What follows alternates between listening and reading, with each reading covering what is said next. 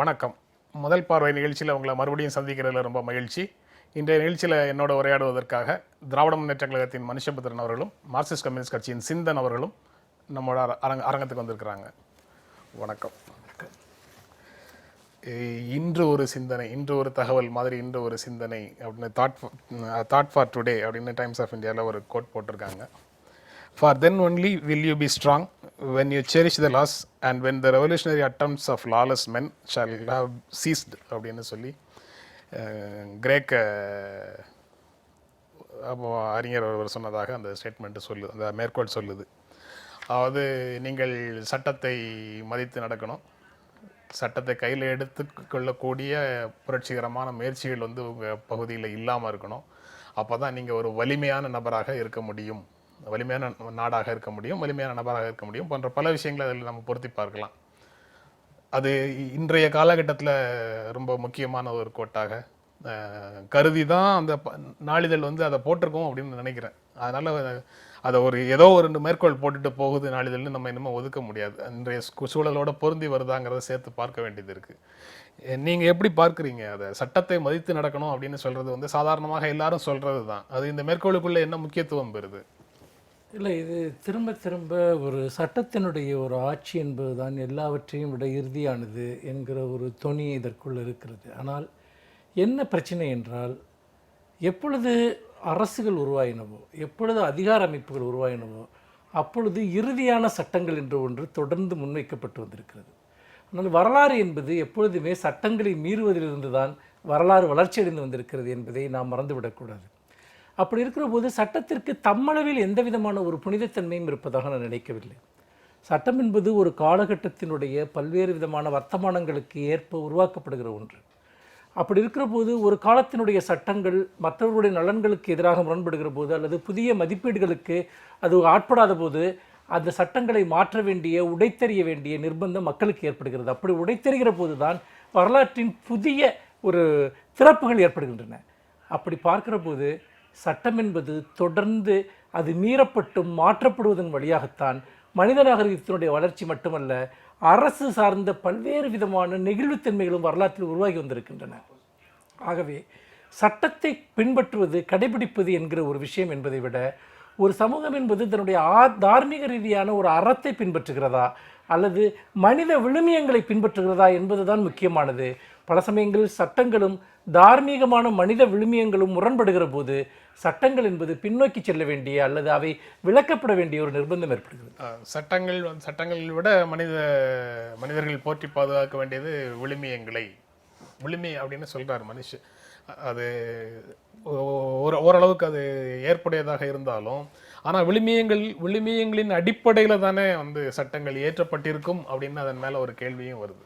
இல்லை, அதாவது ஒரு குறிப்பிட்ட காலத்தினுடைய பல காரணிகள் தான் அந்த காலகட்டத்துடைய விழுமியங்களையும் தீர்மானிக்குது, சட்டங்களையும் தீர்மானிக்குது. இப்போ அதில் அந்த நீங்கள் சொன்ன பொன்மொழியுடைய இரண்டாவது பகுதி தான் ரொம்ப முக்கியமானதுன்னு நினைக்கிறேன். ஏன்னா அங்கே ரெவல்யூஷனரி லாலெஸ்னஸை பற்றி பேசுகிறாங்க. அதாவது ஒரு புரட்சிகரம் என்பது ஒரு சமூக கட்டம் அடுத்த கட்டத்தை நோக்கி போகுது. அந்த இடத்துல அந்த சொல் எந்த விதமான பொருள்ல மனிதர்களால பயன்படுத்தப்படுது அப்படிங்கிறதே அது பெரிய கேள்விக்குறி. ஆனா என்னன்னா லாலெஸ்னஸ் இங்க ரெண்டு விதமா இருக்குங்கிறதுக்காக நான் அதை சொல்ல வந்தேன். அதாவது ஒரு பக்கம் ரியாக்ஷனரியா, அதாவது சமூகத்தை பின்னோக்கி இழுக்கக்கூடிய சட்ட மீறல்களும் நடக்குது, முன்னோக்கி தள்ளக்கூடிய சட்ட மீறல்களும் நடக்குது. மீறல்கள் இல்லாம சமூகம் மாறாதுங்கிறது உண்மை. ஆனால் அதே சமயம் ஏன் இந்த சட்டம்ங்கிற ஏற்பாடு தேவைப்படுது? இந்த சமூகம் அதை பாதுகாத்துக்கிட்டே தானே முன் செல்ல வேண்டியிருக்கு. இதுவும் ஏன்னா சமீப காலமாக நமக்கு நடக்கிற பல நிகழ்வுகளை பார்க்கும்போது தேசம் அல்லது சட்டம் அல்லது இந்த ஒழுங்கு என்கிற வார்த்தைகள் எல்லாம் எந்த நேரத்தில் பயன்படுத்தப்படுது? நீங்கள் ரெவல்யூஷனரியாக இந்த சமூகத்தை மாற்ற வேண்டும், இந்த சமூகத்தை மேலும் முன்னேற்ற வேண்டும் என்று சொல்லும்போது ஆளுகிற தரப்போ அல்லது இந்த சமூகத்தை கட்டுப்படுத்துகிற தரப்போ சட்டத்தையும் நீதியையும் பற்றி பேசிக்கொண்டு யார் பின்னோக்கி இழுக்கிறார்களோ அந்த நேரத்தில் அதை பற்றி பேசாமல் விடுறதுங்கிற ஒரு செலக்டிவ்னஸ் நமக்கு தெரியுது. ஸோ இது ஏன் நடக்குதுங்கிறதோட சேர்த்து பார்க்கும்போது லாலெஸ்னஸ்ங்கிறது மட்டும் இங்கே பிரச்சனை கிடையாது. இந்த சமூகம் தன் தேவைக்கு ஏற்றார் போல சட்டத்தை வளைத்து கொள்ள யார் இதை ஆளுகிறார்களோ, யார் இதை தீர்மானிக்கிறார்களோ அவர்கள் இப்போ நீங்கள் இப்போ ரொம்ப பிரபலமான வழக்கு இருக்குது, சல்மான் கான் வழக்கு. அது வெளிப்படையாகவே தெரியும், அந்த கடைசியில் அந்த காரை யார் தான் ஓட்டினா அப்படிங்கிற கேள்வி இருக்குது. அதே மாதிரி இங்கே விஜய் மல்லையா அந்த மாதிரி நபர்கள் கடன் வாங்கிட்டு போகிறதும், மதுரையில் லெனின் என்ற ஒரு மாணவர் அவர் கடன் வாங்கி கட்ட முடியலன்னு தற்கொலைக்கு தள்ளப்படுறதும், இதெல்லாம் வந்து பார்க்கும்போது சாமானியர்கள் மீது சட்டம் தன்னுடைய கரங்களை மிக கொடூரமான முறையில் செலுத்துவதும், அதே அதிகாரம் படைத்தவர்கள் மீதும் பணம் படைத்தவர்கள் மீதும் இந்த சட்டம் எப்படி நெகிழ்வோடு நடந்து கொள்கிறது என்பதும், வன்முறையாளர்களை எந்த விதமான வன்முறையை இந்த அரசு, எந்த விதமான போராட்டங்களை இந்த அரசு வன்முறையாக கருதுகிறது என்பதும், எந்த விதமான வன்முறைகளை இந்த அரசு போராட்டமாக மாற்றுகிறது என்பதும் இதுக்குள்ள சம்பந்தப்பட்டது. மனுஷ் எப்படி பார்க்குறீங்க? அதாவது சட்டத்தை வந்து ஆட்சியாளர்களும் சமூகத்தில் இருக்கக்கூடிய மனிதர்களும் மதித்து நடக்கிறாங்களாங்கிறது ஒரு பக்கம். சட்டம்ங்கிறது வந்து எல்லாருக்கும் பொதுவானது. அது வறியவர்களுக்கு ஒரு விதமாகவும் வலியவர்களுக்கு ஒரு விதமாகவும் இருக்குது அப்படின்னு அவர் சொல்கிறாரு. ஒருவேளை அப்படி இருப்பதற்காகத்தான் சட்டங்கள் இருக்கா அப்படிங்கிறது அவர் சொன்னதன் அடிப்படையில் வரக்கூடிய கேள்வி. இல்லை, அதாவது சட்டங்கள் என்பது ஒரு சோஷியல் ஆர்டர், அதை வந்து உருவாக்குவதற்காகத்தான் பெரும்பாலும் சட்டங்கள் தேவைப்படுகின்றன, அல்லது அந்த சோஷியல் ஆர்டரின் அடிப்படையில் ஒரு அதிகாரத்தை கட்டமைப்பது. இது ரெண்டு விதமான நான் இது ஒரு பரந்த தளத்தில் நான் பார்க்க விரும்புகிறேன். இரண்டு விதமான சட்டங்கள் இருக்கின்றன. ஒன்று கடவுளினுடைய சட்டங்கள். இந்த கடவுளுடைய சட்டங்கள் என்பது அது மதம் சார்ந்ததாக, மரபுகள் சார்ந்ததாக, பண்பாடு சார்ந்ததாக பல்வேறு நிலைகளில் செயல்படுகிறது. இன்னொன்று அரசனுடைய சட்டங்கள். அவை அரசு நிர்வாகம், அரசு அமைப்புகள் அல்லது அரசு சார்ந்த விதிமுறைகள் இப்படி இந்த விதமாக செயல்படுகிறது. இன்றைக்கு வரைக்கும் இந்த இரண்டு விதமான சட்டங்களுக்கு கீழும் நாம் வாழ்ந்து கொண்டிருக்கிறோம். ஆனால் அன்றாட வாழ்க்கையில் ஒவ்வொரு கணத்திலும் நாம் இந்த சட்டங்களை நாம் பின்பற்றுவதாக நம்புகிறோமே தவிர உண்மையில் இந்த சட்டங்களை நாம் தொடர்ந்து மீறிக்கொண்டு தான் இருக்கிறோம். ஆனால் அவ்வளவு மீறுதல்களுக்கு பிறகும் சட்டங்கள் ஏன் நீடித்திருக்கின்றன, ஏன் சட்டங்கள் ஏன் உருக்குலையாமல் இருக்கின்றன என்பதைத்தான் நாம் பார்க்க வேண்டும். ஏனென்றால் ஒருபுறம் சமூகம் சட்டங்களை தொடர்ந்து மீறிக்கொண்டே இருக்கிறது. அது அரசனுடைய சட்டங்களாக இருந்தாலும் சரி, கடவுளுடைய சட்டங்களாக இருந்தாலும் சரி. ஆனால் கடவுள் என்கிற ஒரு கட்டமைப்பு, அரசு என்கிற ஒரு கட்டமைப்பு நீடித்திருப்பதற்கு சட்டம் என்ற ஒன்று உறுதியாக இருப்பது போன்ற ஒரு தோற்றம் தேவையாக இருக்கிறது. அப்படி இருக்கிற போது சட்டம் ஒருபோதும் முழுமையாக செயல்படுத்தப்படுவதே கிடையாது. சமூகத்தில் அதற்கான ஒரு அத்தகைய ஒரு அதிகாரத்தை மனிதர்கள் மேல் அது செலுத்துவதற்காகத்தான், அது தன்னை உயிரோடு வைத்துக் கொள்வதற்காக ஒரு நபர் குற்றம் செய்கிறாரா இல்லையா, அல்லது ஒரு நபர் சட்டத்திற்கு புறம்பாக இருக்கிறாரா இல்லையா என்பதை தாண்டி அது எப்போதுமே தன்னை நிலைநிறுத்திக் கொள்வதற்காகவே சில பலிகளை எப்போதும் கேட்டுக்கொண்டே இருக்கிறது. அப்படி பார்க்கிற போது சட்டத்தினுடைய ஆட்சி என்பது அது எப்பொழுதும் அதற்குள் கண்ணுக்கு தெரியாத ஒரு நூற்றுக்கணக்கான பல்லாயிரக்கணக்கான அதிகாரத்தினுடைய கன்னிகள் கட்டமைப்பு கொண்டே இருக்கின்றன. அந்த அதிகாரத்தின் கன்னிகள் உடைக்கப்படுகிற போது சட்டமும் உடைபடுகிறது. இதைத்தான் நாம் புரட்சி என்கிற வார்த்தையால் திரும்ப திரும்ப அழைக்கிறோம். புரட்சி என்ற வார்த்தையால் அது அழைக்கப்படுகிறது அப்படிங்கிறது வந்து எவ்வளோ தூரம் சரியானதுன்னு எனக்கு தெரியல. ஏன்னா இது போன்ற சட்ட மீறல்கள் வேறு விதமாகவும் நடக்குது. ஸோ சட்டத்தை மீறுவதே புரட்சி அப்படின்னு நினைக்கக்கூடிய ஒரு சூழலுக்கு நம்ம போயிட மாட்டோம் அப்படின்னு நினைக்கிறேன். அது போக நீங்கள் சொல்கிற மாதிரி சட்டத்தை மீறுவதன் மூலமாகத்தான் அடுத்த கட்ட வளர்ச்சி அப்படின்னு சொல்கிறீங்க. மனுஷ் சில விஷயங்களை ரொம்ப தெளிவாக வரையறுத்திருக்கிறாரு. அதை வந்து எந்த பகுதியினர் வேண்டுமானாலும் தங்களுக்கு சாதகமாக பயன்படுத்தி கொள்ள முடியும். ஆனா நீங்க வளர்ச்சிக்கு சாதகமான மீறல் அப்படின்னு நீங்க ஒரு விஷயத்த சொல்றீங்க. இன்னொரு பகுதியினர், இன்னொரு அரசியல் கருத்து உள்ளவங்க வந்து அதை வேறு விதமாக சொல்றாங்க. எங்களுக்கு இழைக்கப்பட்ட அநீதி அப்படின்னு சொல்றாங்க. கடைசியில சட்டத்தின்படி நடந்து கொள்ளுங்கள்னு சொல்றதே, உச்சநீதிமன்ற தீர்ப்பின்படி நடந்து கொள்ளுங்கள்னு சொல்றதே ஒரு என்ன சொல்றதுன்னே புரியல. காலத்தோடு ஒட்டாத ஒருத்தனுடைய, வயதான ஒருவருடைய வார்த்தைகளாக மாறி போச்சு. சட்டத்தை மீறுவதே இன்றைய நாகரிகம் அல்லது ஃபேஷன் அப்படின்னு சொல்லக்கூடிய நடைமுறை ஆயிடுச்சு அப்படிங்கிற மாதிரியான தோற்றம் வந்து நீங்க ரெண்டு பேர் பேசும்போதும் வருது. சட்டம் போன்ற இந்த நிறுவனங்களை உடைக்கக்கூடிய, இந்த நிறுவனங்களோடு உறவாடக்கூடிய விஷயம்தான் அரசியல். ஸோ இந்த ரெண்டும் இயங்கிட்டு இருக்கு. இந்த ரெண்டில் சரியாக பேலன்ஸ் பண்ணி இயங்கலைன்னா அந்த இடத்துல அநீதிக்கான வழி இருந்தே தீரும். அநீதியை உடைப்பதற்கு நீங்கள் வெறும் சட்டமோ அல்லது வெறும் அரசியலோ பத்தாது. ஸோ இந்த பேலன்ஸில் தான் பிரச்சனை வருது. அது வந்து இந்த சமூகம், நீங்கள் சோஷியல் ஆர்டர், அந்த ஆர்டரில் இப்போ எல்லாமே ஒரே தளத்தில் இந்த சோஷியல் ஆர்டர் இல்லை. ரெண்டு விதமான நியாயங்கள் மோதிக்கொண்டே இருப்பது தான் இந்த சோஷியல் ஆர்டர். அதனுடைய வெளிப்பாடு தான் சட்டம்.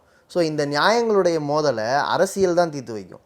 இங்கே அது சரியாக ப்ளே பண்ணாத போது வெறும் சட்டத்தை மட்டும் வைத்துக்கொண்டு நம்மளால் பேச முடியாது. ஸோ இப்போ நடந்துட்டு இருக்கிற பல விஷயங்கள் அது அரசியல் ரீதியாக ஏற்படுகிற தோல்வியன்றி அது சட்டத்தின் தோல்வின்னு நம்ம பார்க்க முடியும். நீங்கள் புரிகிற மாதிரி சொல்கிறீங்க சிந்தன். புரியாத மாதிரி சொல்லணும்னா எதிர்மறைகளின் முரண் தான் வளர்ச்சிக்கான அடிப்படை அப்படின்னு சொல்லணும்.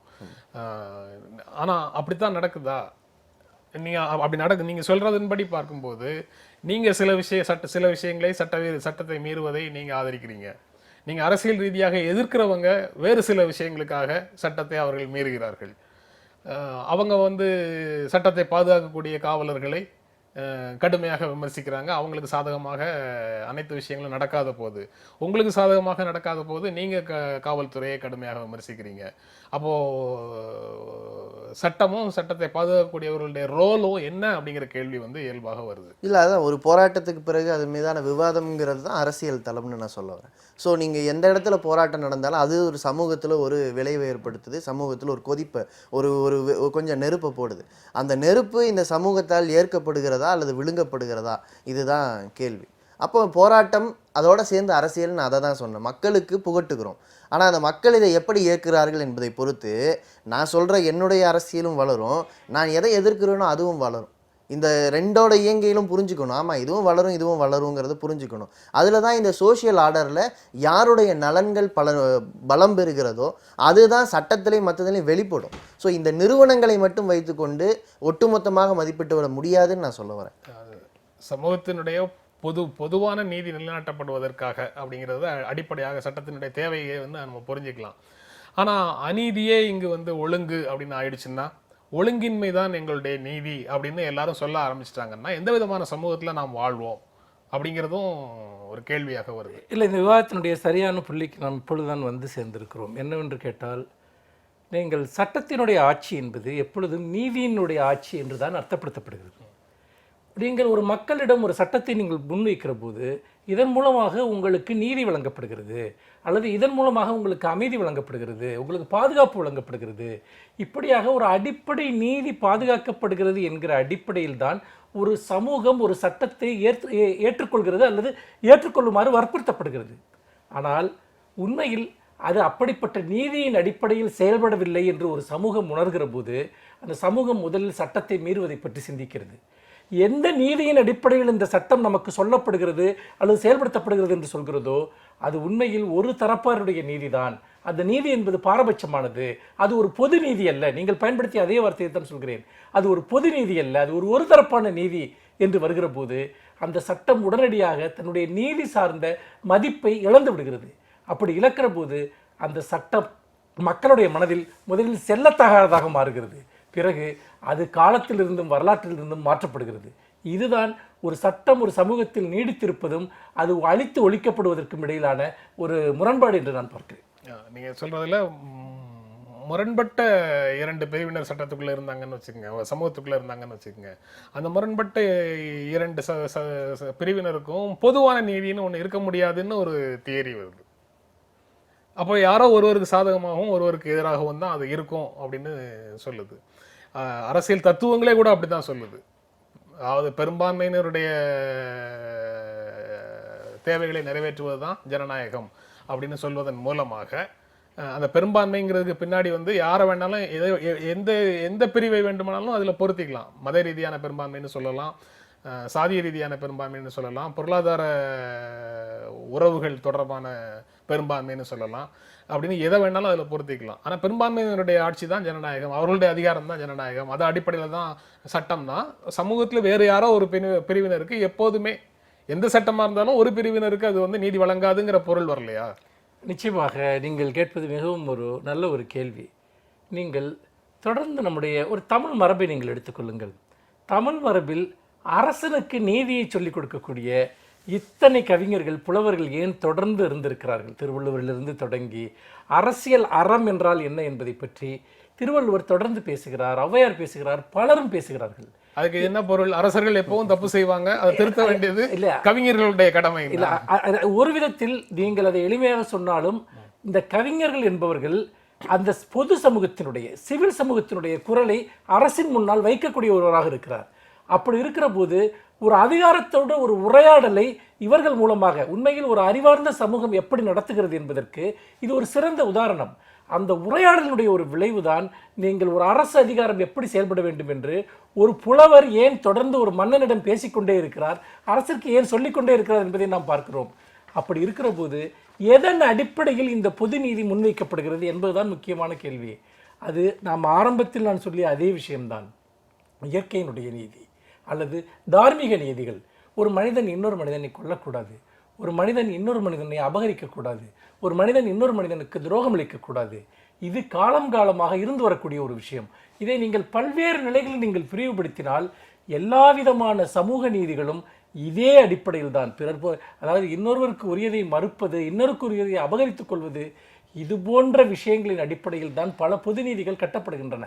ஆனால் துரதிர்ஷ்டவசமாக இந்த சட்டங்கள் எல்லாமே ஒரு விதத்தில் இது யாரிடம் வலிமை இருக்கிறதோ அதிகாரம் இருக்கிறதோ அவர்கள் தங்களுடைய நோக்கங்களை செயல்படுத்துவதற்காக மட்டும்தான் இருக்கின்றன. பொது நீதி என்பது ஒரு பாசாங்கு என்கிற நிலை வருகிற போது அந்த நீதி நமக்கு அவசியம் இல்லை என்கிற இடத்திற்கு ஒரு சமூகம் வருகிறது.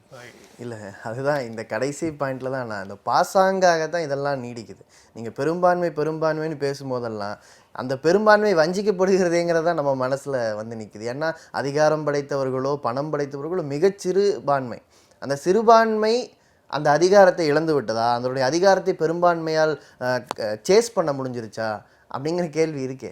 அது அப்படியே நிற்குது. நீங்கள் 2 பேரும் சொல்லும்போது திரும்பவும் இன்னொரு பழைய மேற்கோள் தான் நினைவுக்கு வருது.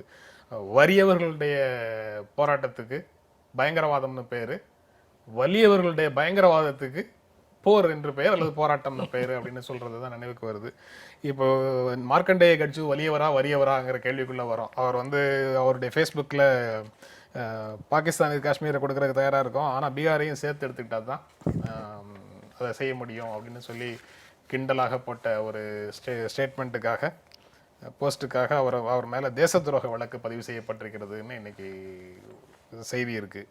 தேச துரோக வழக்கு எப்படி பதிவு செய்யலாம், எதுக்காக பதிவு செய்யலாம், எதுக்கெல்லாம் செய்யக்கூடாதுன்னு சொல்லி உச்சநீதிமன்றம் சமீப காலங்களில் பல முறை பேசிட்டு வந்தாலும் ஐக்கிய ஜனதாதளம் அந்த கோரிக்கையை முன்வைக்குது, புகார் கொடுக்குது. பீகாரில் ஐக்கிய ஜனதாதளம் ஜனநாயகத்தை காக்க வந்த ஒரு கட்சின்னு சொல்லி நம்ம பேசி 2 வருடங்கள் கூட ஆயிருக்காது, அல்லது 1 வருடங்கள் ஆயிருக்காது. ஆனால் இப்போ வந்து தேச துரோக வழக்கை போடுங்க அப்படின்னு சொல்லி புகார் கொடுக்கக்கூடியவராக அதனுடைய மேலவை உறுப்பினர் இருக்கிறாரு சிந்தன்.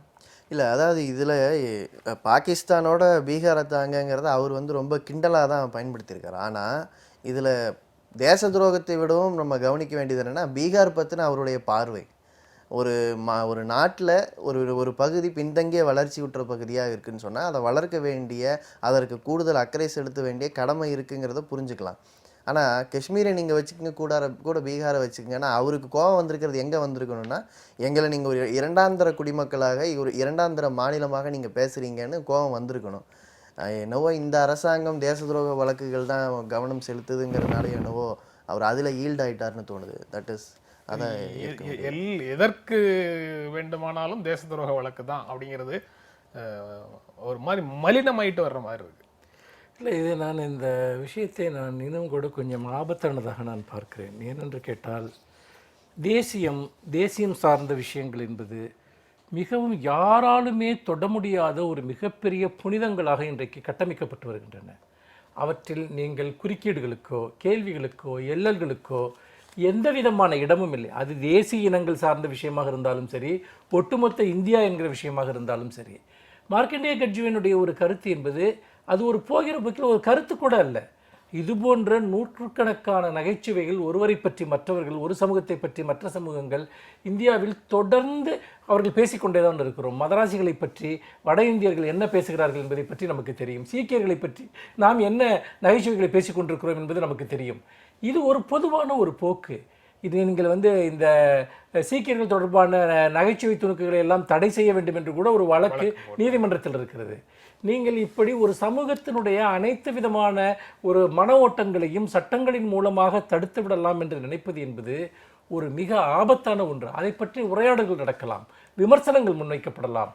ஆனால் நீங்கள் எல்லாவற்றிற்கும் இது போன்ற தேசிய பாதுகாப்பு, தேசபக்தி என்கிற ஒரு அடையாளத்தை குத்துகிற போது நீங்கள் அதன் வழியாக ஒரு மிகப்பெரிய ஒரு அச்சுறுத்தலை எல்லோருக்கும் ஏற்படுத்துகிறீர்கள். நீங்கள் ஒருவர் மீது நீங்கள் ஒரு தேச துரோகி என்று சொல்லி எந்த குற்றச்சாட்டை வேண்டுமானாலும் இன்றைக்கு சுமத்தலாம் என்கிற நிலை உருவாக்கப்பட்டிருக்கிறது. தேச துரோகத்தினுடைய எல்லைகள் விரிவடைந்து கொண்டே வருகின்றன. அதில் நிறைய புது விஷயங்கள் சேர்ந்து கொண்டே வருகின்றன. உண்மையிலேயே இதுதான் மிகப்பெரிய ஆபத்து என்று நான் நினைக்கிறேன். ஒருவருக்கு இல்லை, இது வந்து பாரதிய ஜனதா ஆளும் மாநிலத்தில் பாரதிய ஜனதா அரசு பண்ணலை, மத்திய அரசு பண்ணலை, காங்கிரஸ் பண்ணலை. காங்கிரஸோ பாரதிய ஜனதாவோ செய்திருந்தா அதை ரொம்ப சுலபமாக எளிதாக நம்ம வந்து குற்றம் சாட்டிட்டு வேறு விஷயங்களை பற்றி பேச முடியுமா இருக்கலாம். ஆனால் இது வந்து மாநிலங்களின் உரிமையை காப்பதற்காக அவதாரம் எடுத்த மாநில கட்சிகளை சேர்ந்தவர்களும் அவங்க மாநிலத்தில் தேச துரோக வழக்குகளை அள்ளி போட்டுகிட்டே தான் இருக்கிறாங்க. இல்லை, அது நீங்கள் வலதுசாரி திருப்பம்னு சொன்னால் அது பிஜேபியோடைய அரசியல் என்பது ஏதோ பிஜேபியோட நின்றுரும் இல்லை. தமிழ்நாட்டில் ஒரு மாணவர் போராட்டம் இப்போ சமீபத்தில் நடந்ததில் நாங்கள் வந்து தேசத்தை பற்றி யாராவது ஃபேஸ்புக்கில் ஸ்டேட்டஸ் போட்டால் ரோட்டில் ஓட விட்டு நாங்கள் பெட்ரோல் ஊற்றி கொளுத்தோம்னு ஒரு மாணவர் பேசுகிறாரு. தமிழ்நாட்டில் அது அனுமதிக்கப்படுகிறது. ஸோ இது வந்து தேசியம் என்பது ஒரு ஃபேண்டசியா, அதாவது அதன் மீது ஒரு ஒரு ஒரு கற்பனையான ஒரு பிம்பம் கட்டமைக்கப்படுது. அதே சமயம் தேசம் என்பது அது சார்ந்த மக்கள் தான். அந்த மக்கள் எத்தனை லட்சக்கணக்கான பேர் பட்டினியாலும் இன்னும் காஷ்மீர் மாதிரியான பகுதிகளில் அரசாங்கத்தின் வன்முறையாலும் அரச வன்முறையாலும் அல்லது மணிப்பூரில் சொந்த இராணுவத்துக்கு எதிராக அந்த மக்கள் என்ன ரேப் பண்ணுன்னு சொல்லி நிற்கிறதாகவும் போராட்டங்கள் நடந்துக்கிட்டு இருக்கு. ஸோ இந்த மாதிரியான போராட்டங்களை எல்லாம் கூட தேச விரோதமாக நீங்கள் வந்து மக்கள் இந்த தேசத்தை எதிர்த்து கேள்வி கேட்கக்கூடாது என்கிற அளவிற்கு போகிற அளவுக்கு ஒரு மாயமான ஒரு பிம்பம் கட்டமைக்கப்படுது. அது கட்டமைக்கப்படும் போது அந்த பொது புத்தி இந்த கட்சிகள், நீங்கள் மாநில கட்சிகள்னு சொல்லக்கூடிய இந்த கட்சிகளுக்கு அந்த பொது புத்தியை எதிர்த்து வேலை செய்யக்கூடிய ஒரு தத்துவார்த்த பலம் இருக்கா? அந்த பொது புத்தியை உடைக்கக்கூடிய அளவுக்கு அல்லது அதை தாண்டி தேசிய இனங்களுடைய உரிமையை பற்றியோ அல்லது எங்களுடைய சாமானிய மக்களுடைய நலனை பற்றியோ பேசக்கூடிய தகுதி இருக்கிறதாங்கிறத அடுத்த கேள்வி வந்து நிற்குது. அதாவது இந்த தேசாபிமானம், மொழி அபிமானம், இன அபிமானம், இதையெல்லாம் ஒரு மனிதனுக்கு எதிரான விஷயங்கள் என்பதை தந்தை பெரியார் தொடர்ந்து இங்கு முன்வைத்தார். அதற்காக கடுமையாக விமர்சிக்கப்பட்டார். இன்றைக்கு நாம் அந்த புள்ளியிலிருந்து தான் திரும்பவும் இதை எல்லாவற்றையும் பேச வேண்டியிருக்கிறது. ஏனென்றால் எதெல்லாம் விடுதலையினுடைய கருவிகளாக இருக்கிறதோ அதே விஷயங்கள் ஒடுக்குமுறைகளுடைய கருவியாகவும் மாறும் என்பதற்கு இதெல்லாம் சிறந்த உதாரணங்கள். இன்றைக்கு தேசியம், தேசபக்தி என்கிற பெயரால் தான் இந்த உலகத்தில் மிகப்பெரிய யுத்தங்கள் நடத்தப்பட்டிருக்கின்றன, மிகப்பெரிய ஒடுக்குமுறைகள் நடக்கப்பட்டிருக்கின்றன. இந்த இன அபிமானத்தின் மூலமாகத்தான் மிகப்பெரிய அளவிற்கான இன அழித்தொழிப்புகள் நடந்திருக்கின்றன. அப்படி இருக்கிற போது இந்த தேசிய பாதுகாப்பு சட்டம் அல்லது தேசிய அவதூறு இது போன்ற விஷயங்கள் எல்லாம் எதிர்காலத்தில் நாம் மிகப்பெரிய அபாயங்களை நோக்கி சென்று கொண்டிருக்கிறோம் என்பதனுடைய ஒரு அடையாளமாகத்தான் நான் பார்க்கிறேன். நீங்கள் அதை ஒட்டி வரக்கூடிய இன்னொரு செய்தி, எங்கள் மீது போரை திணித்தால் இந்தியாவை அணுகுண்டு போட்டு அழிப்போம்னு பாகிஸ்தான் மந்திரி ஆவேசம் அப்படின்னு ஒரு நாளிதழில் செய்தி இருக்குது. அது போரை திணித்தால், எங்கள் மீது போரை திணித்தால் இந்தியா மீது அணுகுண்டு போட்டு அழிப்போம்னு சொல்கிறாரு.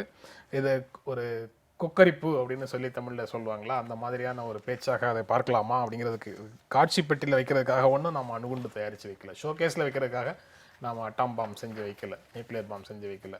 அப்போ செஞ்சு வச்சிருக்கிறது எல்லாம் யார் மேலேயாவது போட்டு தான் ஆகணும் அப்படின்னு ஒரு கட்டாயத்தில் அவர் இருக்கிற மாதிரி பேசுகிறாரு. அதை பயன்படுத்துகிற சூழ்நிலை ஏற்பட்டால் அதை பயன்படுத்துவோம் அப்படின்னு அவர் சொல்கிறத நீங்கள் எப்படி பார்க்கல? இல்லை, இந்தியா பாகிஸ்தான் இந்த இரண்டு தரப்பிலுமே போரை விரும்பக்கூடிய முட்டாள்கள் இருக்கிறார்கள், அல்லது போர் தேவை என்று நினைக்கக்கூடிய சில ஒரு தந்திரமான சக்திகள் அங்கே இருக்கிறார்கள். சிலருடைய அதிகாரத்திற்கு போர் தேவைப்படுகிறது. அதற்காக போர் சார்ந்த முழக்கங்கள் தொடர்ந்து இரண்டு தரப்பிலுமே தூண்டப்படுகின்றன. பிரச்சனை என்னவென்று சொன்னால், இந்த அணுகுண்டு போன்ற விஷயங்களை இவர்கள் சொல்வது போல இன்றைக்கு அவ்வளவு சுலபமாக பயன்படுத்த முடியாது. அப்படி பயன்படுத்தினால் அது இந்தியாவிற்கு அழிவை ஏற்படுத்துவது மட்டுமல்ல, அது பாகிஸ்தானினுடைய ஒரு மிகப்பெரிய தற்கொலை முயற்சியாக இருக்கும். ஏனென்றால் பிறகு சர்வதேச அரங்கிலிருந்து அது முற்றாக ஒரு விளக்கப்பட்ட ஒரு தேசமாக இன்றைக்கு மாறிவிடும். அந்த அளவிற்கு அணுசக்தி சார்ந்த ஒப்பந்தங்களும் நெருக்கடிகளும் இன்றைக்கு வலிமையாக இருக்கின்றன. நீங்கள் வடகொரியா, தென்கொரியா போன்ற நாடுகளுக்கிடையே இருக்கக்கூடிய பிரச்சனைகள் நீங்கள் பார்த்தால் கூட அணு அச்சுறுத்தல் இருந்தாலும் அவர்களால் அதை பயன்படுத்த முடியவில்லை என்பதை நீங்கள் பார்க்க வேண்டும். அப்படி இருக்கிற போது இது ஒரு ஒரு முழக்கம், இது உண்மையில் ஒரு பிரச்சனையை ஒரு அதிகபட்சமாக ஒரு உஷ்ணத்திற்கு கொண்டு செல்லக்கூடிய ஒரு முயற்சியை தவிர இரண்டு தரப்புமே போரை நடத்துவது என்பது இன்றைய சர்வதேச அரசியல் சூழலில் அது அவ்வளவு எளிதான செயல் அல்ல. போர் போன்ற ஒரு சிறிய மோதல்களை அவர்கள் ஏற்படுத்தலாம். பெரிய யுத்தங்களுக்கான காலத்தை நாம் கடந்து வந்து விட்டோம் என்றுதான் நான் நினைக்கிறேன். ஹிரோஷிமாவில் அணுகுண்டால் பாதிக்கப்பட்டவர்களுடைய நினைவகத்தில் ஒரு கல் இருக்குது, அதில் எழுதியிருக்குது, நீங்கள் இங்கே அமைதியாக தூங்குங்க, எதிர்காலத்தில் இது போன்ற தவறை நாங்கள் ஒருபோதும் செய்ய மாட்டோம் அப்படின்னு எழுதியிருக்குது. ஆனால் அதை செய்வதற்கான சூழல் எளிதாக வந்து விடாதுன்னு மனுஷ் சொல்கிறாரு. ஆனால் இந்த மாதிரி கொக்கரிப்புகளை எப்படி புரிஞ்சுக்கிறதுன்னு தெரியல. இந்த மாதிரி போரை ஆதரிக்கக்கூடிய அல்லது அணு ஆயுத போரை கூட ஆதரிக்கக்கூடிய சக்திகள் பல நாடுகளில் இது போன்ற கூக்குரல்களை எழுப்பிக்கிட்டு தான் இருக்கிறாங்க. நீங்கள் வியட்நாம் போருக்கு எதிராக அமெரிக்க மக்கள் தெருவில் போராடினாங்க, ஆனால் அமெரிக்க அரசு அதை நிறுத்தவே இல்லை. அதே மாதிரி உலகம் முழுக்க போர் என்பது எந்த ரீதியிலும் மக்களுக்கு விடுதலையை கொடுத்ததில்லை, ஆனால் ஒரு பொருளாதார ரீதியான இராணுவ ரீதியான ஆதிக்கத்திற்கு வழிவகுத்திருக்கிறது. ஸோ இந்த ஆதிக்கம் செலுத்த வேண்டும் என்கிற சக்திகள், அந்த சக்திகளுடைய சுய விருப்பத்திற்கு ஒரு தேசம் தன்னுடைய ஒட்டுமொத்த வரிப்பணத்தையும் அல்லது தன்னுடைய ஒட்டுமொத்த நலனையும் அடகு வைப்பது அப்படிங்கிறது தான். நீங்கள் இன்றைக்கி காஷ்மீரோடைய பிரச்சனை என்ன, அந்த மக்கள் வாழ வேண்டும் என்று விரும்புகிறார்கள். ஆனால் அங்கே பாகிஸ்தானோ இந்தியாவோ மற்ற உலக நாடுகளோ அதை ஒரு ஸ்ட்ராட்டஜிக் பகுதியாக பார்க்குற அளவிற்கு அந்த மக்களுடைய வாழ்வுரிமையை என்ன மதித்தோம் அப்படிங்கிற கேள்வி இருக்குது. இப்போ நான் இந்தியாவுக்கு வரி கொடுக்குற குடிமகன் என்கிற முறையில் தென்னிந்தியாவில் அமர்ந்து கொண்டு அதை பற்றி கவலைப்பட வேண்டியிருக்கு. என்னுடைய வரிப்பணம் அங்கே எப்படி செலவிடப்படுகிறது, எத்தனை லட்சம் இராணுவ வீரர்களும் சிஆர்பிஎஃப் வீரர்களும் அங்கே அமர்த்தப்பட்டிருக்கிறாங்க, இந்த கேள்வியெல்லாம் இருக்குது. ஸோ இந்த பாகிஸ்தான் அவருடைய பேச்சு என்பது நான் அணுகுண்டை தயாரித்து வச்சுட்டேன் அதை போடுறதுக்கு தான் என்று சொல்ல ஆரம்பித்தால் இந்த உலகத்தில் இருக்கக்கூடிய ஒட்டுமொத்த அணு குவியல், அந்த அணுகுண்டு குவியல் அது அனைத்தும் பயன்படுத்தப்பட்டால் என்ன ஆகுங்கிற கேள்வியை சாமானியனுக்கு விதைக்குது. ஸோ இது இது இரண்டு மனுஷ அவர் சொன்ன மாதிரியே ரெண்டு தரப்பிலும் இருக்கக்கூடிய போர் வெறியர்களுடைய குரலை மக்கள் புறந்தள்ள வேண்டும் அப்படிங்கிறதுல தான் போய் நிற்குது. இன்றைய தி இந்து தமிழ் நாளிதழில் மக்கள் ஏன் உண்மைகளை வெறுக்கிறார்கள், நிபுணர்கள் சொல்லக்கூடிய கருத்துக்களை பெரும்பாலும் பலர் ஏற்க மறுக்கிறார்கள் அப்படின்ற செய்தியோட ஒரு கட்டுரை வந்திருக்குது. இந்த காலத்து பசங்க பெரியவங்க சொல்கிறத எங்கே கேட்குறாங்கன்னு முன்னாடி சொன்னாங்க. இப்போ நிபுணர்கள் சொல்கிறத மக்கள் கேட்குறது இல்லை அப்படிங்கிறது அதுக்குள்ள கருத்தாக இருக்குது. நிபுணர்கள் எந்த பிரச்சனையாக இருந்தாலும் சரி, நிபுணர்கள் 2 விதமான 3 விதமான அல்லது பல்வேறு கருத்துக்கள் கொண்டவர்களாக நிபுணர்கள் இருக்காங்கங்கிறது இந்த செய்திக்குள்ள, இந்த கட்டுரைக்குள்ள வரவே இல்லை. எப்படி பார்க்குறீங்க அதை? இல்லை, அது மட்டும் இல்லை, இந்த கட்டுரையில் சில அடிப்படையான கேள்விகளையும் சில அடிப்படையான பிரச்சனைகளையும் இந்த கட்டுரை முன்வைக்கிறது என்றாலும் கூட அந்த அடிப்படைகளே கேள்விக்குரியதாக இருக்கிறது. பொதுவாக ஒரு சமூகத்தை மக்கள் நிபுணர்கள் என்கிற 2 எதிர்நிலைகளாக நீங்கள் பிரிக்க முடியுமா என்பதுதான் முதல் கேள்வி. என்று கேட்டால் மக்கள் என்பவர்களே ஒரு தரப்பானவர்கள் அல்ல. பல்வேறு விதமான மன ஓட்டங்களும் சிந்தனை போக்குகளும் மிகுந்த முரண்பாடுகளும் கொண்டவர்கள் மக்கள். நீங்கள் உதாரணமாக நீங்கள் ஒரு வெள்ளையர்களை எடுத்துக்கொள்ளுங்கள். நீங்கள் வெள்ளையர்கள் அனைவரையும் ஒரு பொதுவான தன்மை கொண்டவர்களாகவும் அல்லது ஆப்பிரிக்கர்கள் அல்லது கருப்பர்களை நீங்கள் பொதுவான ஒரு தன்மை கொண்டவர்களாகவும் நீங்கள் பிரிக்க முடியுமா? அது இந்தியாவில் இன்னும் சிக்கலான ஒரு விஷயம். பல்வேறு விதமான நம்பிக்கைகளை கொண்ட, பண்பாடுகளை கொண்ட, மரபுகளை கொண்ட, சிந்தனை ஓட்டங்களை கொண்ட சாதிகளாக, மதங்களாக, வர்க்கங்களாக இப்படி பிளவுண்டு கிடக்கிற ஒரு சமூகத்தில் மக்கள் என்கிற இந்த பதம் எதை குறிக்கிறது?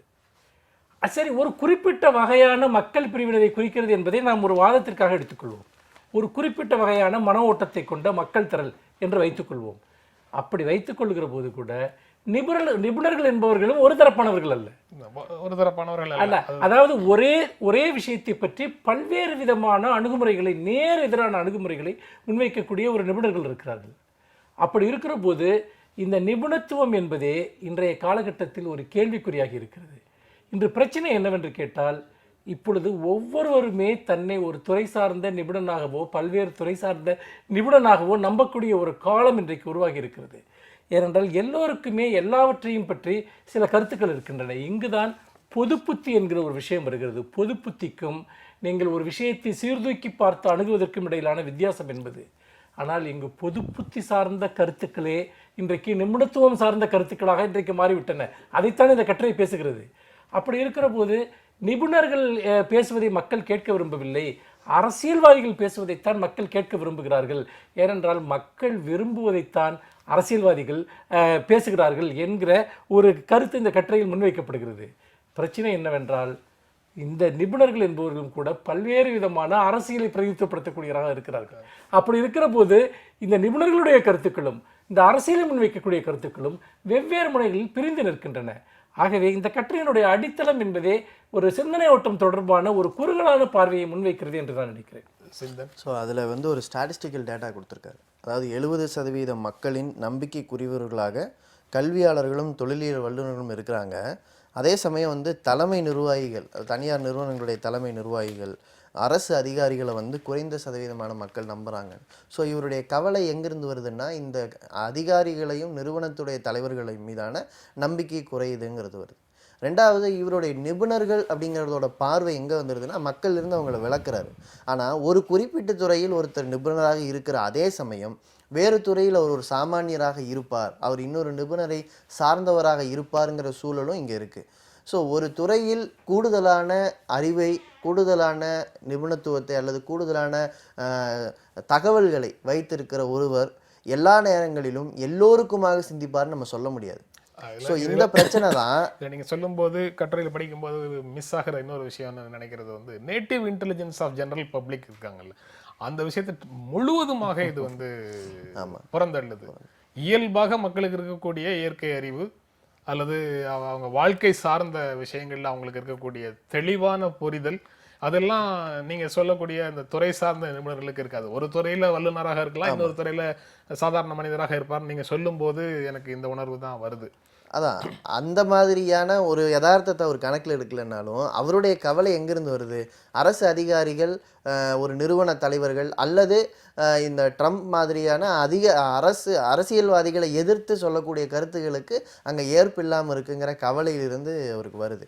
ஆனால் சாமானியர்கள் எல்லா விஷயத்தையும் ஒரு ஃப்ளாட்டாக தட்டையாக கவனிப்பார்கள் அப்படின்னு நம்ம எடுத்துக்க வேண்டியதில்லை. இந்த கவலை, அதாவது ஒரு நிபுணத்துவம் பெற்றவர்களை மக்கள் கேட்டு அவர்களிடமிருந்து முடிவெடுக்க வேண்டும் என்று சொன்னால் எங்கே அந்நியப்பட்டம்ங்கிறத நிபுணர்கள் தான் கவலைப்படணும்.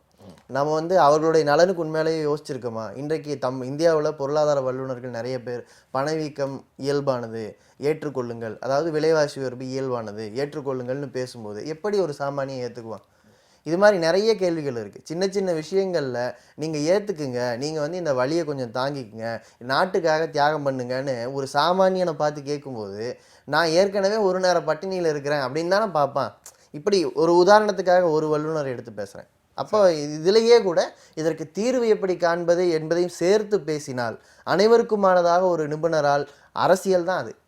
அங்கே தான் அரசியல் வருது. குறிப்பிட்டார், அரசியல் அகற்றிய சூழல்ல இருக்கக்கூடியவங்க நிபுணர்கள்ங்கிற ஒரு புரிதல்ல இருந்து இது இருக்கு.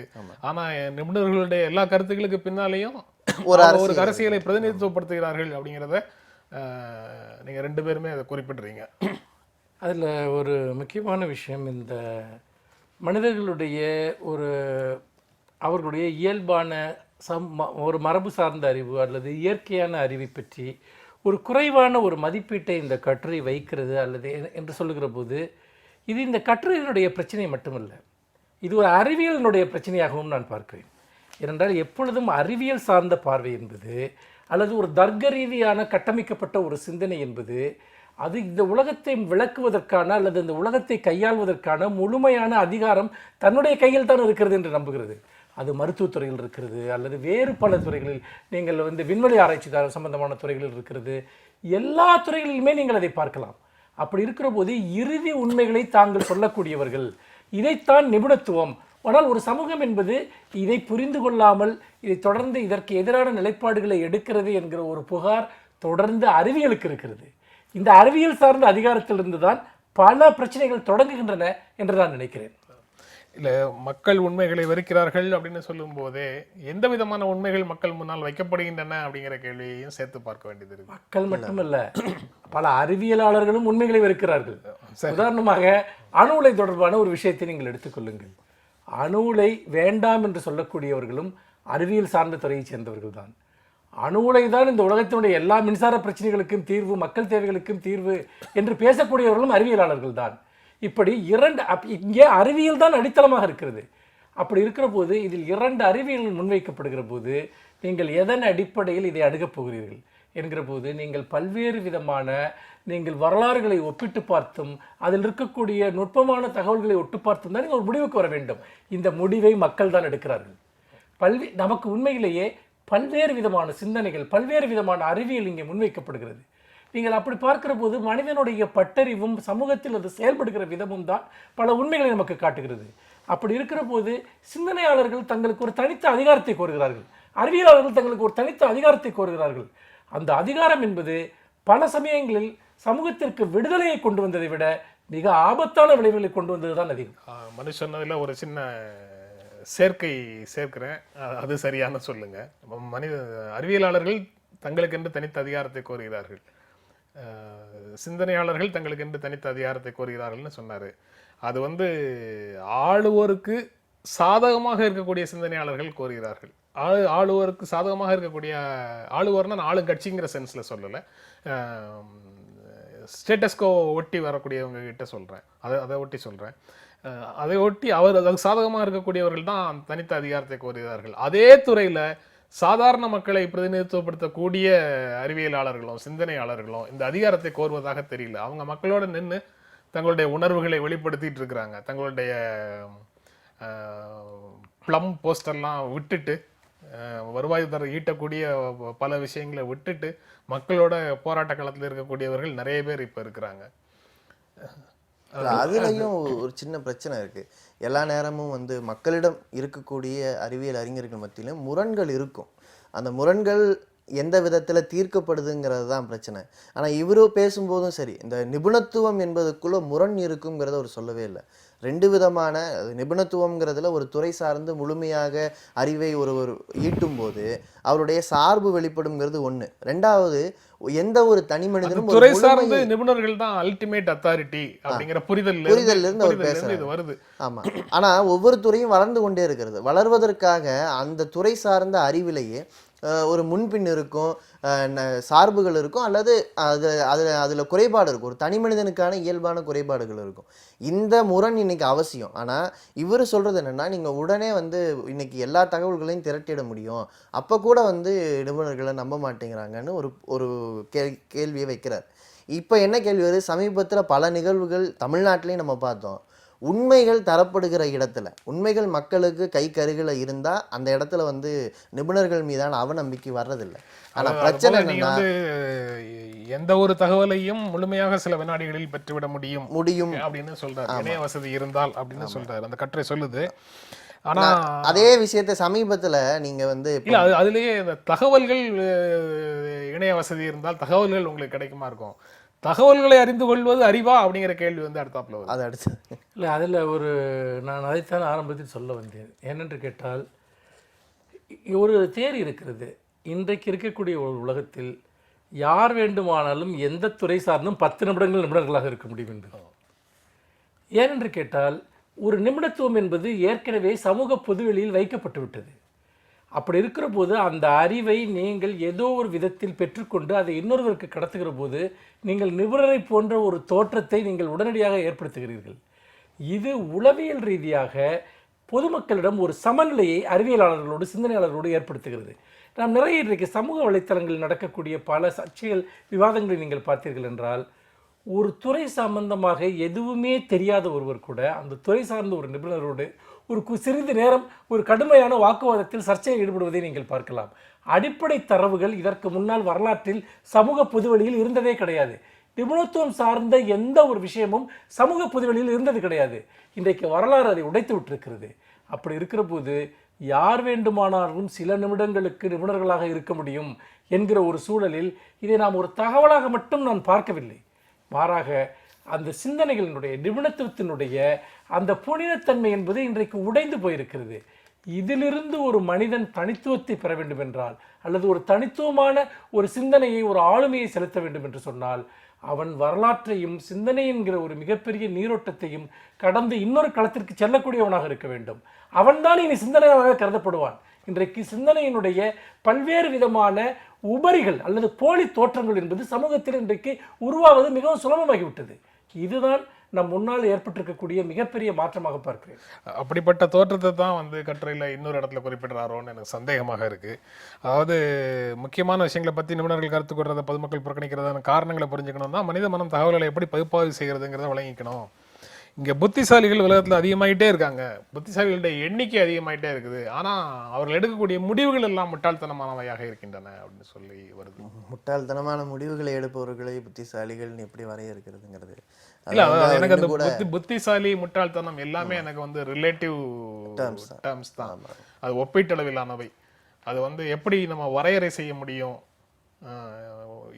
இவ்வளவு பெரிய கருத்துக்களை சொல்லக்கூடியவர்கள் இந்த மாதிரி இவ்வளவு அட்ஜெக்டிவ்ஸை எப்படி பயன்படுத்துறாங்கங்கிற கேள்வியும் சேர்ந்தே வருது. ஆமாம். அதில் இப்போ செல்ஃபோன் கையில் வந்துருச்சு, ஸ்மார்ட் ஃபோன் கையில் வந்துருச்சு. ஆனால் அதில் வதந்திகள் வேகமாக பரவுது. வதந்திகள் இப்போ மிகப்பெரிய ஒரு பிரச்சனையாக இருக்குது. ஸோ இந்த சமூகம் என்ன பிரச்சனை, சமூகத்தின் தொழில்நுட்பங்கள் வளருகிற வேகத்தில் இந்த சமூகத்தின் மற்ற தன்மைகள் மேம்படவில்லைங்கிறத புரிஞ்சுக்க முடியுது. ஆனால் இது ஒரு எஜுகேஷன் ப்ராசஸ். இதுக்கு சமூகமும் தன்னுடைய வழியிலே தன்னுடைய போக்கிலே அது கற்றுக்கொண்டு வளரும். இதை எப்படி முட்டாள்தனம் நம்ம பேச முடியும்னு தெரியலை.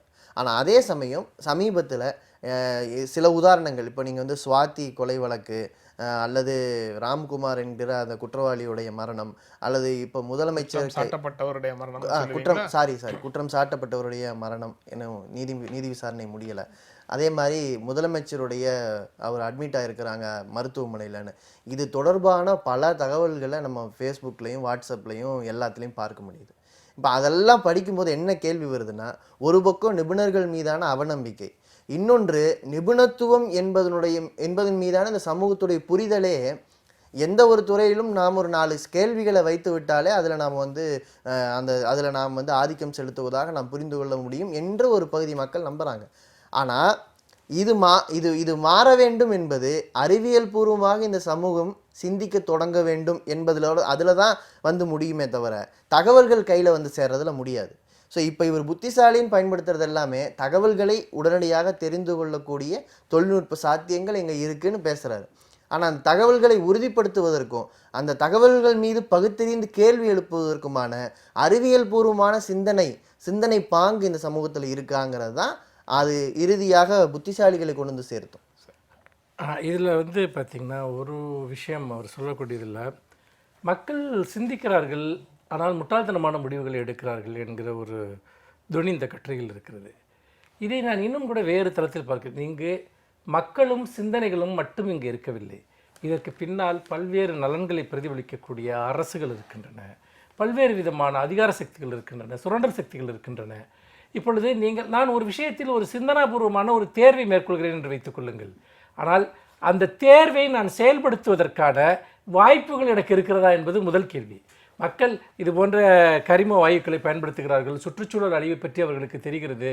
நான் பயன்படுத்துகிற எல்லா அன்றாட வாழ்க்கையில் நான் செய்கிற அத்தனை விஷயங்களிலுமே மனங்களை அளிப்பதற்கான, சுற்றுச்சூழலை அளிப்பதற்கான அனைத்து விஷயங்களும் இருக்கின்றன, நான் கையில் வைத்திருக்கக்கூடிய இந்த காகிதம் உட்பட. அப்படி இருக்கிற போது இவையெல்லாம் தான் வந்து மனித சமூகத்தின் வளர்ச்சின்னு நமக்கு இதே நிபுணர்கள் தான் சொல்றார்கள்.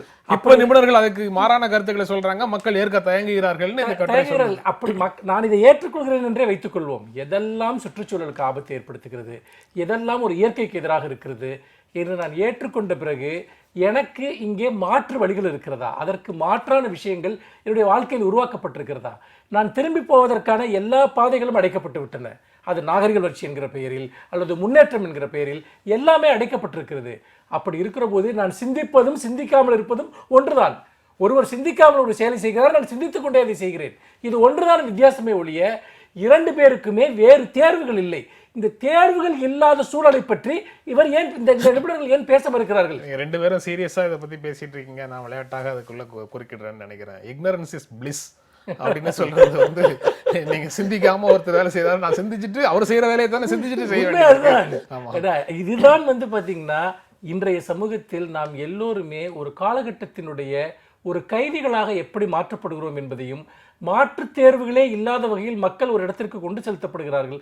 நீங்கள் மாற்று உணவு வகைகளை பற்றி நீங்கள் பேசலாம், ஆனால் அது எங்கே இருக்கிறது, அதை பெறக்கூடிய நிலையில் மக்கள் இருக்கிறார்களா என்பதை பற்றி நீங்கள் பேச வேண்டும்.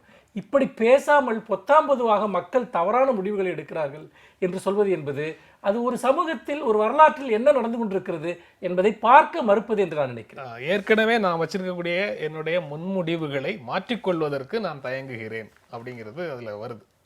சாதாரணமாக மக்கள் வந்து தங்களுடைய முன்முடிவுகளை புதிய கருத்துக்கள் வந்து அந்த முன்முடிவுகளோட மோதும் போது நான் சரி என்று உணர்ந்தால் என்னுடைய பழைய கருத்துக்களை மாற்றிக்கொள்வதற்கு நான் தயங்குகிறேன் அப்படின்னு வருது.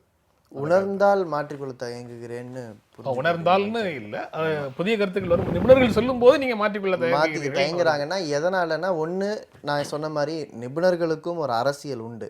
அந்த அரசியலை புரிந்தோ புரியாமலோ அவர்கள் பிரதிநிதித்துவப்படுத்துகிறார்கள். ஆனால் மக்கள் ஏற்கிறார்களா இல்லையாங்கிறதுல ரொம்ப தெளிவா அந்த அரசியலை பார்ப்பாங்க. நீங்க உங்களுடைய கருத்துக்கள் இருக்கிற நியாயங்களை எல்லாம் தாண்டி அதுல வந்து வரக்கூடிய அடுத்த செய்தி, தனக்கு சமமானவர்கள் ஏதேனும் சொன்னா கேட்கறதுக்கு அவங்க தயாரா இருக்காங்க, வேற மாதிரி இருக்கிறவங்க சொல்லும்போது கேட்கறது இல்லை அப்படின்னு சொல்லி ஒரு ஸ்டேட்மெண்ட்டும் அதுக்குள்ள வருது. இதுவும் கொஞ்சம் இல்லை, அது வந்து என்ன விஷயம்னா, நீங்கள் பொதுவாக பொது புத்தி சார்ந்த விஷயங்களை நீங்கள் சிந்தனாபூர்வமாக எதிர்கொள்கிற போது இது போன்ற முரண்பாடுகள் நிச்சயமாக ஏற்படும். அப்படி பார்க்க உதாரணமாக மரண தண்டனை என்கிற விஷயத்தை நீங்கள் எடுத்துக்கொள்ளுங்கள். இன்றைக்கு மரண தண்டனைக்கு ஆதரவாக பொது புத்தி இருக்கிறது. அப்படி இருக்கிற போது அதற்கு இது அன்றாட வாழ்க்கையில் இந்த மரண தண்டனைக்கு ஆதரவான பொது புத்தி என்பது வெறுமனே ஒரு அரசு மரண தண்டனை நிறைவேற்றுவதோடு சம்பந்தப்பட்டது அல்ல. மாறாக ஒவ்வொரு தனி மனிதனுமே மரண தண்டனை நிறைவேற்றுபவனாக இருக்க விரும்புகிறான். அதற்கான ஒரு கலாச்சார வேர்களும் சிந்தனை ஓட்டமும் அவனுடைய வாழ்க்கை முறையில் இருக்கிறது. ஆனால் அவனால் அதை செய்ய முடியாது. அப்படி இருக்கிற போது ஒரு அரசு அந்த பொறுப்பை ஏற்றுக்கொள்கிற போது அவனுக்கு ஒரு ஆழ்மனதில் ஒரு திருப்தி ஏற்படுகிறது. நம்முடைய பிரச்சனை என்னவென்றால், நாம் ஒவ்வொருவரும் மரண தண்டனை நிறைவேற்றுகிறவர்களாக இருக்கிறோம் அல்லவா? இந்த மனநிலையை எப்படி மாற்றுவது? இதற்கு எதிரான போராட்டத்தை தான் தொடர்ந்து அது ஆன்மீகம் சார்ந்த தளத்திலோ சிந்தனை சார்ந்த தளத்திலோ தொடர்ந்து நடந்து கொண்டே இருக்கிறது. ஆக மனிதர்களுடைய பல விஷயங்கள் தங்களை நியாயப்படுத்திக் கொள்கிற இதுதான் இறுதி உண்மை என்று உணர்வுபூர்வமாக எடுக்கக்கூடிய முடிவுகளை அறிவுவயப்படுத்துவதற்கும் ஜனநாயகமயப்படுத்துவதற்கும் ஒரு பெரிய போராட்டம் தேவைப்படுகிறது. ஒவ்வொரு மனித உயிரையும் இறைவன் தான் படைக்கிறான், அதை பறிக்கக்கூடிய உரிமையும் அவனுக்கு தான் இருக்கு, மனிதர்களுக்கு இல்லை அப்படின்னு மதங்கள் சொல்லும்போது எல்லா மதத்தை சேர்ந்தவர்களும் மரண தண்டனைக்கு ஆதரவாக எப்படி இருக்காங்க? பொது புத்தி எப்படி அப்படி கட்டமைக்கப்படுது அப்படிங்கிறது ஒரு கேள்வி. அவங்களுடைய இன்னொரு தளத்தில் அவர்கள் வைத்திருக்கக்கூடிய ஒரு மதிப்பீட்டுக்கு நேர் எதிராக இந்த முடிவுக்கும் அவங்க வர்றாங்க. இல்ல அது வந்து இந்த குற்றம் என்பது சமூகத்தின் ஒரு பகுதியின் வெளிப்பாடு, ஒட்டுமொத்த சமூகத்தினுடைய வெளிப்பாடுகளில் ஒன்று குற்றம்னு பார்க்கறதுக்கு ஒவ்வொரு தனி மனிதனும் விரும்புறதில்லை. ஏன்னா அப்படி பார்த்தா தானும் அதில் பங்கெடுக்கணும். எனவே குற்றத்திலிருந்து தன்னை டிஸ்டன்ஸ் பண்ணிக்கிறதுக்கும், இப்போ நீங்கள் வந்து ஆணாதிக்கத்தின் வெளிப்பாடு ஒரு கோரமான வெளிப்பாடு தான் பலாத்காரம். ஆனால் ஒவ்வொரு ஆணாதிக்கத்தை இயல்பாக கடைபிடித்து கொண்டு இருக்கிற ஒரு ஆணுக்கு அப்படி ஏற்கிறதுக்கான மனது வராது. எனவே அவன் ஒரு சைக்கோ, அவன் ஒரு இந்த சமூகத்திலிருந்து விலக்கப்பட்டவன், இந்த சமூகத்தில் ஏற்கக்கூடாதவன் என்கிற ஒரு நியாயத்தை அவன் கட்டமைக்கிறான். இப்படி ஒவ்வொரு பிரச்சனையும் நம்ம எடுத்து பார்த்தோம்னா, ஒரு தனி மனிதன் தனக்கும் இந்த சமூகத்தை மாற்றுவதில் பங்கு இருக்கிறது என்பதை உணராத கட்டத்தின் வெளிப்பாடு தான் அது. இந்த குற்றங்களை ஒரு தனிப்பட்ட ஒரு விஷயமாக பார்க்கறதுங்கிறதுல வருது. இப்போ ஒவ்வொரு துறை சார்ந்த நிபுணத்துவமும் கூட எப்படி பார்க்குதுன்னா, ஒரு நிறுவனமாக ஒரு மனிதன் அதை அணுகுகிறான். நீங்கள் சொன்னீங்கல்ல, சாமானியனா தன் கூட இருந்து சொன்னால் கூட ஏற்றுக்கிறான். ஆனால் அதுலேயே வந்து ஒரு கூடுதல் அறிவு பெற்றவர்னு ஒருத்தர் சொல்லும்போது அவருக்கு எதிர்த்து கேள்வி தான் வருதுன்னா, இன்றைக்கு நிறுவனங்கள் அனைத்தும் தன்னை அடக்குவதாகவே மனிதன் உணர்கிற போது அதிலிருந்து விடுதலை அடையணும். அது வந்து எல்லா அறிவும் ஒரு நிறுவனமாக மாறுது. மதம், அரசாங்கம், இராணுவம், காவல்துறை, நீதி என்று எல்லா நிறுவனமும் எனக்கு எதிராக ஏதோ ஒரு இடத்துல வந்து என்னை அச்சுறுத்தும் போது அறிவும் ஒரு நிறுவனமாக மாறும்போது அதிலிருந்து மனிதன் விலகுவதுங்கிறது இயல்பாக நடக்குது. ஸோ இந்த பிரச்சனையை ஏன் நிபுணத்துவத்தை கண்டு மனிதன் பயப்படுகிறான் என்று சொன்னால், நான் ஏற்கனவே சொன்ன மாதிரி அதில் அரசியலை பொருத்தி தான் பார்த்தாகணும்.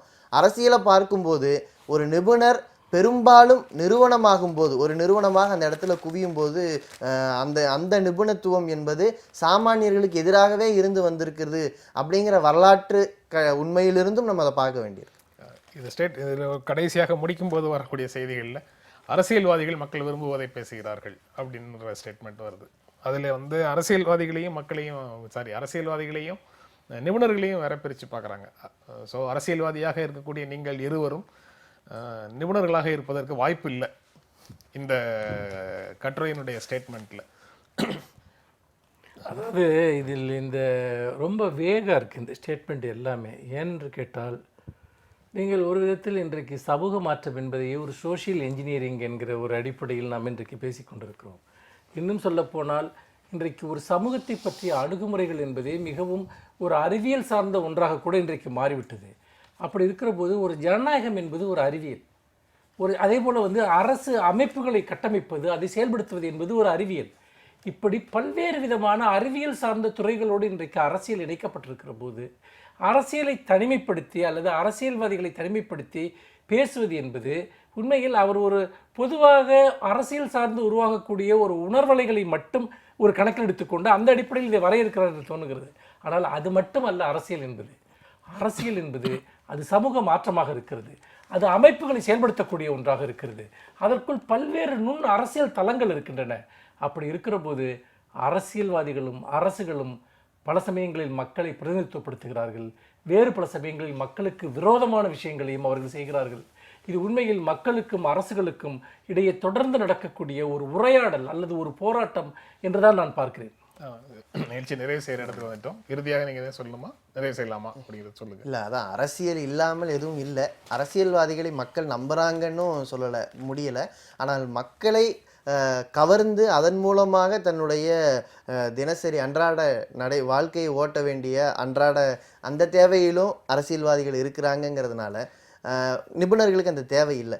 அதனால இவர் சொல்ற அந்த நிலைமை ஏற்படல. மக்கள் ஏன் உண்மைகளை வெறுக்கிறார்கள் இந்த தலைப்பில் அந்த கட்டுரை வந்திருக்குது. உண்மையிலேயே மக்கள் உண்மைகளை வெறுக்கிறாங்கன்னு நம்ப முடியல. மக்கள் உண்மைகளை தேடுகிறார்கள் அப்படின்னு சொல்லலாம். இந்த நிகழ்ச்சியில பங்கேற்று உங்களுடைய கருத்துக்களை பகிர்ந்து கொண்டதற்கு எங்கள் நெஞ்சார்ந்த நன்றி. மீண்டும் சந்திப்போம். நன்றி, வணக்கம்.